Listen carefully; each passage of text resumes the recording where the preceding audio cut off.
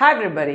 இன்றைக்கி நம்ம பார்க்கவிருக்கிற முக்கியமான ஒரு ஃப்ரேஸ் அப்படின்னா, நான் வந்துட்டேன் அப்படின்னு நம்ம சொல்லுவோம். நான் பக்கத்தில் வந்துட்டேன், நான் வந்துட்டுருக்கேன், இந்த மாதிரி நிறைய விஷயங்கள் சொல்கிறோம் இல்லையா? இதை நம்ம ஐ வில் ரீச் அப்படின்ற ஒரே ஃப்ரேஸில் நம்ம அடிக்கடி போரிங்காக யூஸ் பண்ணுறோம். ஸோ இந்த ஃப்ரேஸ்க்கு பதிலாக நம்ம வித்தியாசமான ஃப்ரேசஸ் பார்க்க போகிறோம். வாங்க வீடியோக்குள்ளே போகலாம். ஐ வில் கெட் தேர் அப்படின்னா நான் அங்கே வந்துட்டேன் அப்படின்னு நம்ம சொல்லுவோம். ஸோ பக்கத்தில் வந்துட்டேன்னு சொல்லும்போது இன்னும் கொஞ்சம் வித்தியாசமாக சொல்லலாம்.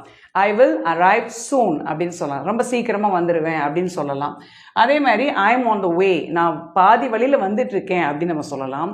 அல்லது I am closing in on my target அப்படின்னு சொல்லலாம். இது கொஞ்சம் வித்தியாசமான ஒரு ஃப்ரேஸ் தான், யூஸ் பண்ணி பாருங்கள்.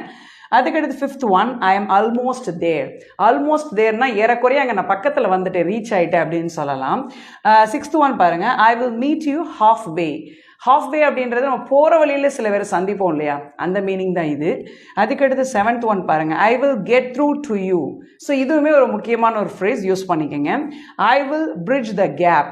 அப்போ பார்த்தீங்கன்னா அந்த இடத்துல நம்மளுடைய இடம் ஃபில் பண்ணணும். ஃப்ரெண்ட்ஸ் எல்லாம் கூடி கேதர் ஆவாங்க, அதில் நம்மளுடைய இடம் என்ன செய்யும், ஃபில் ஆகாமல் இருக்கும். ஸோ அதை ஃபில் பண்ணிடுறேன் அப்படின்னு சொல்லும்போது I will bridge the gap அப்படின்னு சொல்லலாம். அடுத்து ninth one I am getting closer, ரொம்ப பக்கத்தில் வந்துட்டேன் அப்படின்னு நம்ம சொல்லலாம். லாஸ்ட் ஒன் பாருங்கள், I am heading in the right direction, நான் சரியான பாதையில் தான் வந்துட்டுருக்கேன், சீக்கிரம் வந்துடுவேன்.